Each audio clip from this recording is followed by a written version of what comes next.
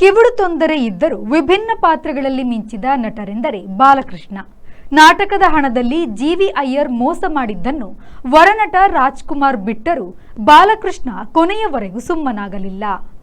ಕನ್ನಡದ ನಟರಲ್ಲಿ ಅತಿ ಸಾಹಸ ಮಾಡಿದವರೆಂದರೆ ವೈವಿಧ್ಯಮಯ ನಟ ದಿವಂಗತ ಬಾಲಕೃಷ್ಣ.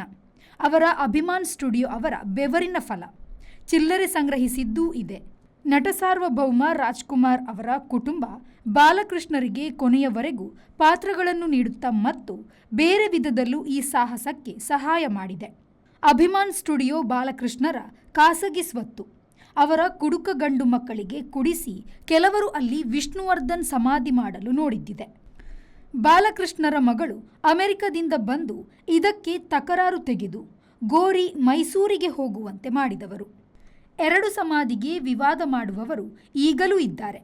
200 ಚಿತ್ರಗಳ ನಟ ಮನೆ ಬಿಟ್ಟರೆ ಇನ್ನೇನು ಉಳಿಸಿ ಹೋಗಿಲ್ಲ. Bureau report, V4 news, Bengaluru.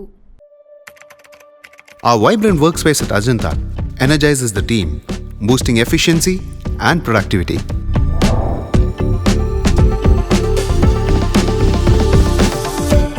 Well-designed modern conference space for important presentations with top-notch amenities, fueling our growth. We are ready to expand to Ashoka Business Center as our next upgrade. Invest in workspaces managed by Vertex. Invest smart. Invest in Mangaluru.